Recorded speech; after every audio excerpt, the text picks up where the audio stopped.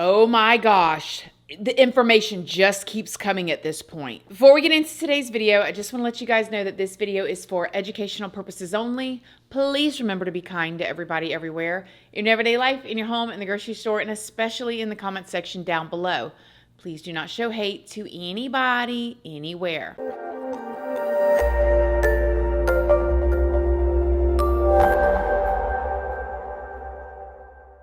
So good morning, good morning, good morning. How is everybody doing today? I hope you all are having an amazing day.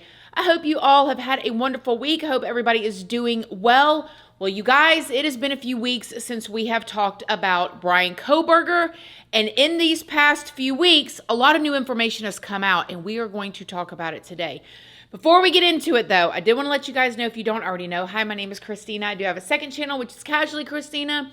We just do things way more casually over there. I talk about what I eat in a days, all kind of stuff like that, daily life type of things over on that channel. So if you're interested in it, check it out. I also have a Patreon. My Patreon's for 18 and up. And over there we talk about more personal stuff. We go live over there. There's a $2 tier for all the true crime stuff that cannot go onto YouTube due to their terms and policies. That goes over on my Patreon under the $2 tier. Just make sure you read the full about section and what each tier offers before you join. I'm also on Facebook, Instagram, Snapchat, and Like to Know It. And Like to Know It is a platform where you can find links to a lot of things that I love and that I use and that y'all ask about. Everything from workout gear, skincare, makeup items, cooking utensils, just about anything and everything that I can link over on my Like to Know It, I do.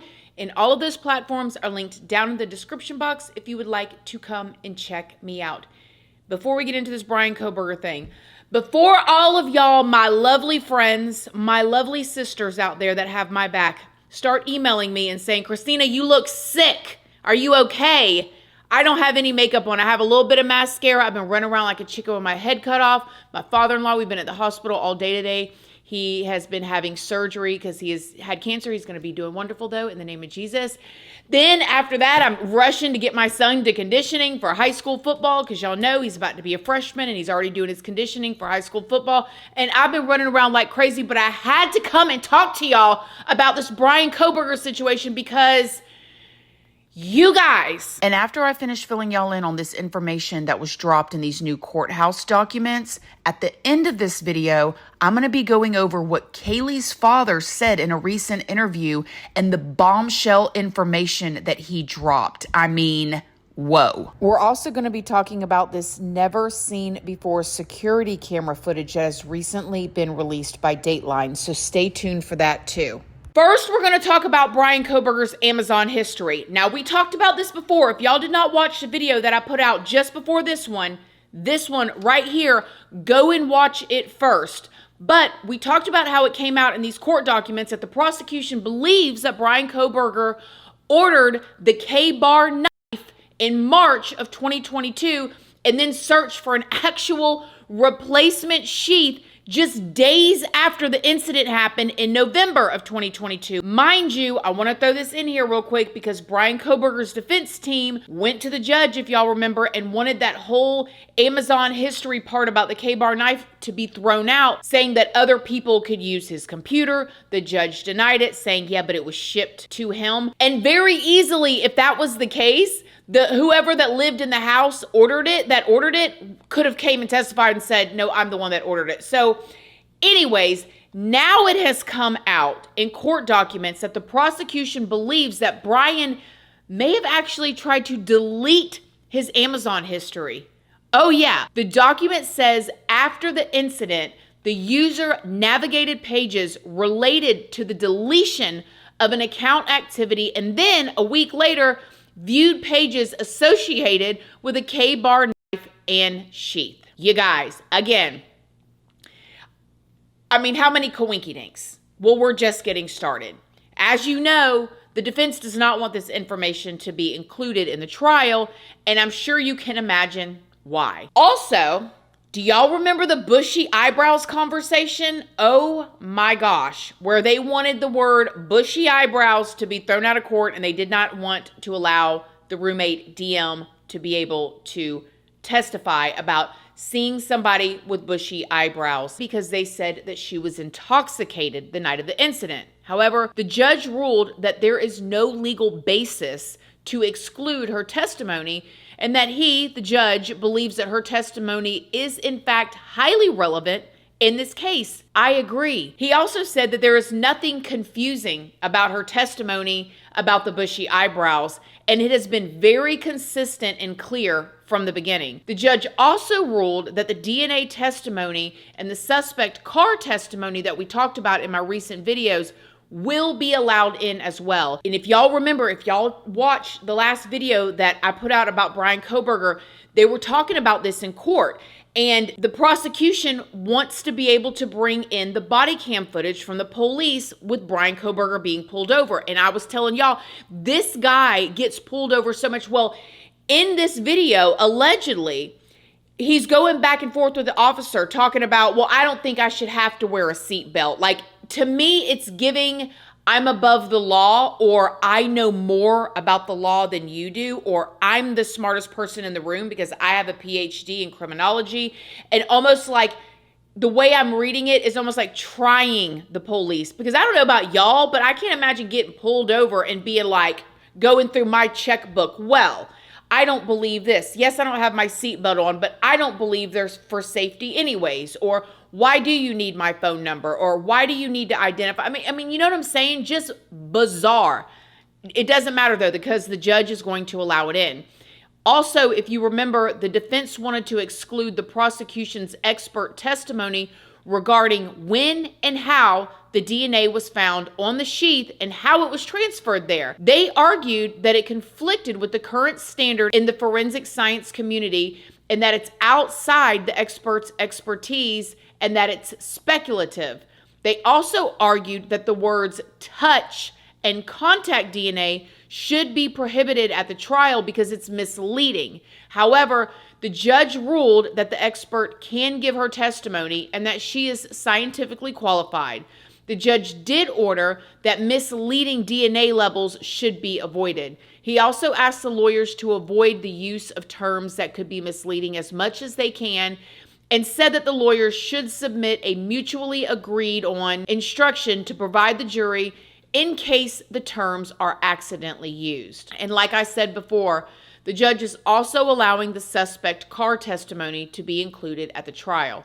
The defense argued that it would be improper for the state to identify the vehicle seen on surveillance footage as suspect vehicle 1 or otherwise, but the judge has said in his order that he believes that law enforcement's opinion that the vehicle captured on the surveillance footage is not based on unsupported theories or possibilities. So it's going to be allowed in court and in the trial. And the judge said that the jury, is free to weigh the evidence for themselves as they are the ultimate fact finders. So in other words, the prosecution brings their evidence and then the defense defends, or the defense brings their defense, and then the jury will decide.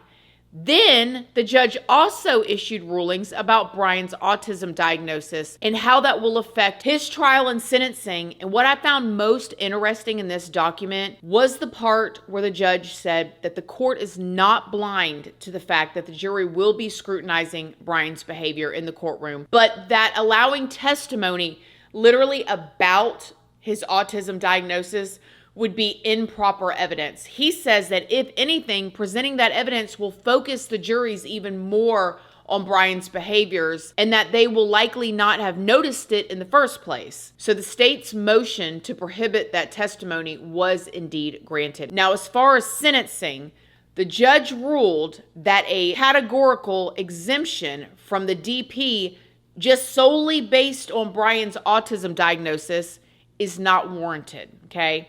He said that ASD is not equivalent to an actual disability for purposes of the DP. Basically meaning like, just because you're diagnosed with autism does not mean that you get a pass from the DP. If you've committed a crime where the DP can be given and the state wants to try you on DP, it's not insanity. It's autism. That's basically in layman's terms. There was also a ruling on the motion about the 911 call. Y'all remember we talked about that in the other video as well, and the text between the roommates and so on. And the ruling does say that a transcript of the 911 phone call will be allowed in the trial and some of the text and statements. But something else that caught my eye in this motion, it says on the night of the incident, okay, when DM was running from her bedroom to the other roommate, BF's bedroom, she actually saw Xana laying on the floor of her bedroom with her head towards the wall and her feet towards the door. DM said that she thought that Xana was just drunk. She thought her friend was drunk, passed out, laying down. And again, I just can't help but to feel empathy for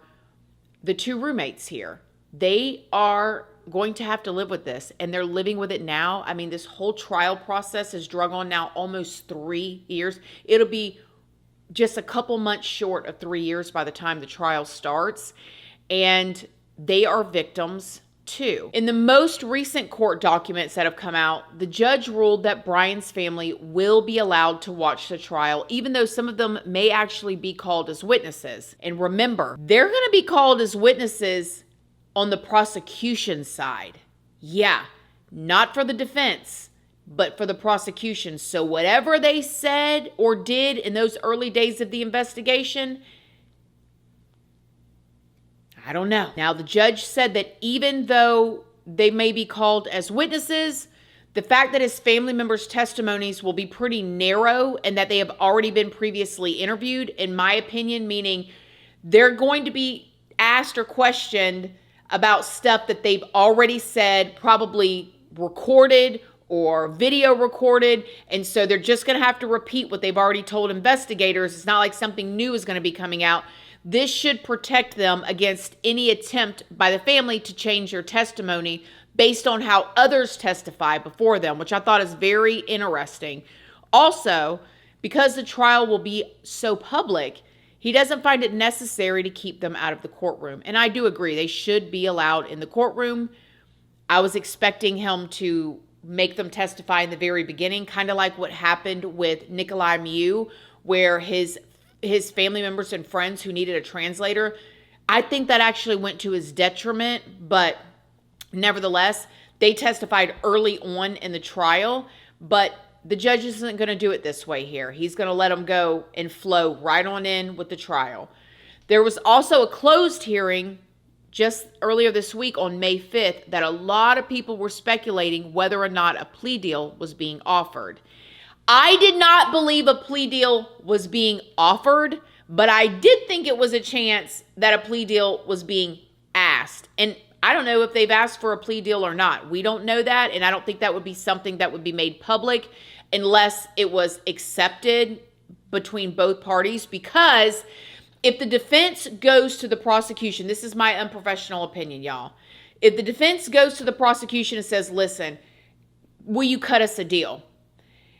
And they go back and forth, basically some people will consider that an admission of guilt, right? Well, why would you ask for a plea deal if you're not guilty? And then if the state says, no, we're not going to give you a plea deal, well, then they've just admitted guilt in some people's eyes. So I feel like if those conversations happen, it is going to be very private. However, it has since come out that the hearing was actually about the state asking for a mental evaluation to be performed on Bryan. The judge agreed to allow it, but he said that the lawyers cannot be present for it and that they can watch it, though, on a video feed. And when I heard that, I wonder, and I don't know if this is possible. I don't know about the technology nowadays. I don't know what goes on behind the scenes, but I wonder if Bryan knows how to maneuver these types of things because he studied it. I mean, we literally saw where allegedly while Bryan Kohberger was still in school, he was putting out like these forums to have people who committed certain crimes like this write in and talk about their mental state, what they were thinking during the crime, what they were feeling, basically how they were feeling before, during, after, how they got away with it, like literally studying the minds and the thoughts. And it makes me wonder if he has the ability to get the results that he wants. Maybe he doesn't, maybe he doesn't, but I can't help but to wonder, right? Kind of like if you had somebody that was a lie detector expert and then you go and give them a lie detector test. You'd be like, now, you know what? You know, that's how I'm looking at it. So this little tidbit is very interesting. So Dateline has recently released this piece of security camera footage that looks like it's being taken from across the street from the Idaho home. As you guys can see, here's the home right here at the top left of the video. Well, on 11/13/2022, there is a white car that can be seen driving around and around. You see the car drive around on the security camera footage at 3:33 a.m. and then again at 3:38 and then at 3:40. It's almost like whoever was driving this white car was waiting for their chance to stop and do what they were doing, like they were casing the home.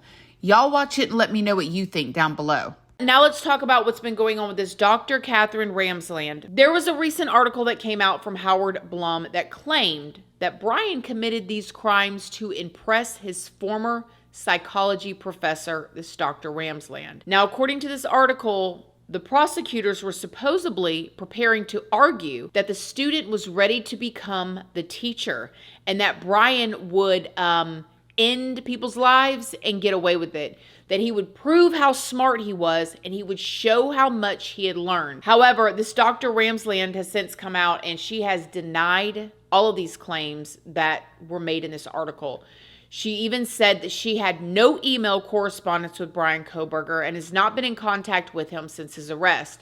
She said that she did call his parents, though, as a gesture of kindness, but she did not advise them about the case. She also denied claims from the article that said that she had discussed a book with Bryan's sister. Howard Blum, the person that wrote this piece, has acknowledged his error regarding the email correspondence, but he defended his overall theory and called it a hypothesis. Now, the last thing that I want to talk to y'all about today is an interview that Kaylee's father, Steve, did on a YouTube channel here recently, and I'm going to leave it linked down below, and I encourage y'all to go and watch it yourself. I'll put the name of the YouTube channel up right here that he did this interview on. And you guys, when I tell y'all some nuggets were released, the nuggets that were released, I was going, ooh, should you be saying all of this? But obviously he knows what he's doing. A couple things that he said. He said that he is happy with this new judge, Judge Hippler. I've been liking what I've seen out of Judge Hippler. You know, not to say anything bad against Judge John Judge. It's just there's a different attitude, a different confidence, a different way of controlling the court. Have you noticed the difference? And I know you were a little bit against the move to Ada County. Do you feel the same way now? You know, you can have both things, right? You can be disappointed that the community that was hurt the most isn't the one that's able to see the justice.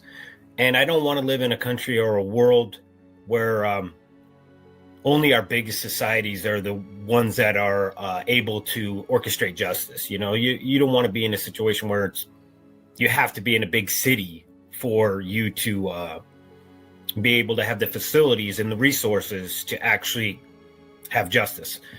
I think that's a bad message, and I'm still against that. But it is what it is. Idaho County, they didn't have the resources. They couldn't get it done. It was nothing against Hippler, but that courtroom was a fraction of the size of the one we're going to. I mean, it didn't even have an elevator. This one has an elevator of at least, I'm going to say 6 floors.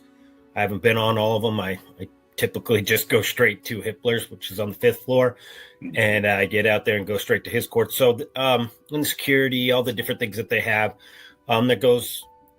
there's a lot that goes into a case that gets the attention of the nation. So I was disappointed that we had to move it, but I believed in the leadership of the state of Idaho, that they would go out and find somebody who was built for this case. And that's exactly what happened. They went and found somebody who was understood the struggles that we were going through, and we got a leader that could go in there and clarify and understood the law, could figure it out on the fly.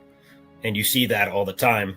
I mean, even presents logical arguments that I've been hoping somebody would, which just speeds the whole processes up. Otherwise, you send everyone home, then they build the arguments, and then they come back and they say something that could have been spoken right then and there. So I'm definitely happy with Hitler, and I think he's more than fair.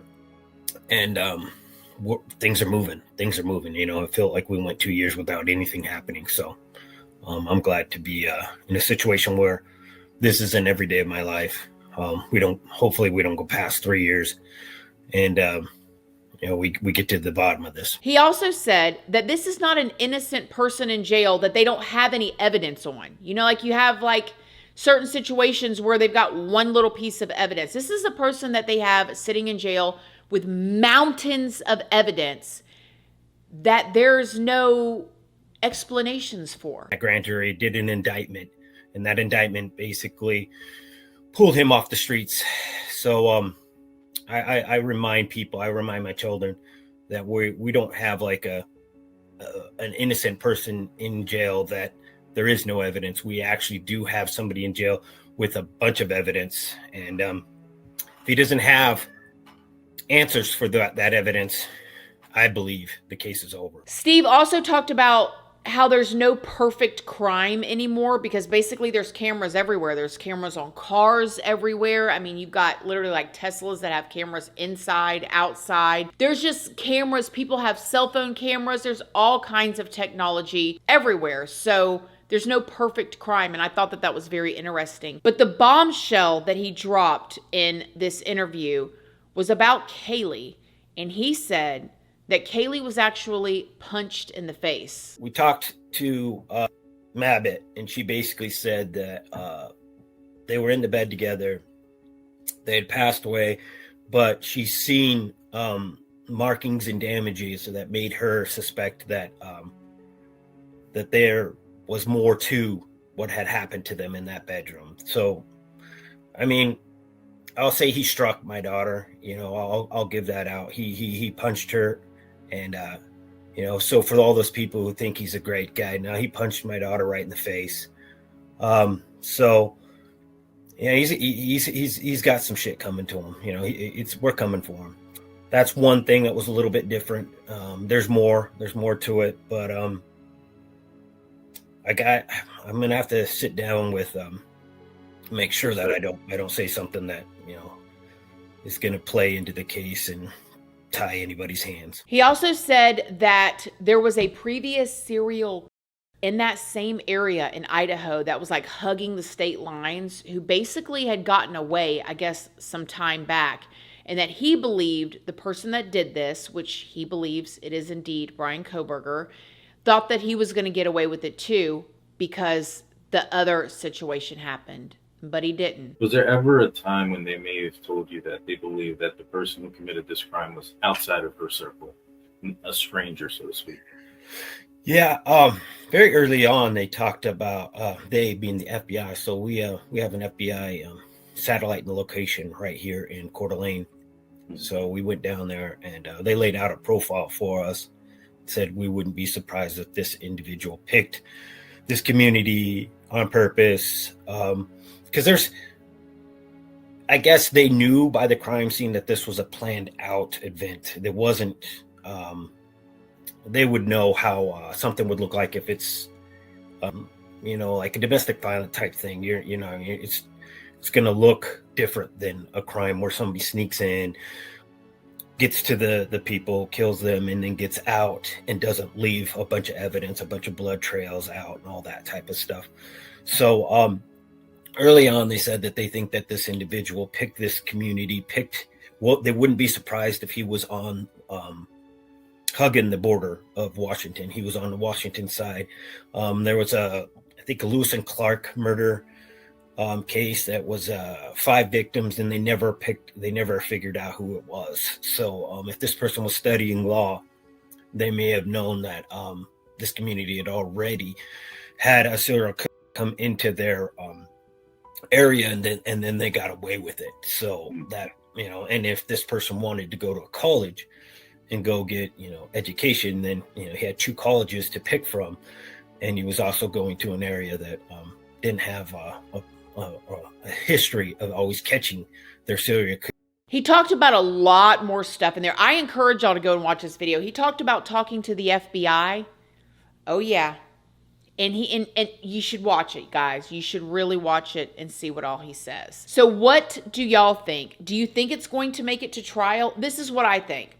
I think right now it's on track to go to trial, but I would not be surprised if something happens before then. However, I just don't know if I think the state would agree to a plea anyways. The only way I think that the state would agree to a plea, for like life in prison versus the DP and save everybody the hassle of a trial is if the families agreed on it. Now, from everything I've seen from Kaylee's family, they don't want life in prison. They don't want the person that did this to their loved ones breathing the same air, basically, okay? But there are 3 other families involved, and so I think that if 3 of the 4 said, nah, we don't want to do the trial, then maybe the state would offer. I don't know. But there's so much evidence here. I don't know. What do y'all think? Let me know in the comment section down below. Other than that, I love y'all. Thank y'all so much for watching this video, and I'll see y'all in the next one. Love you guys. Bye.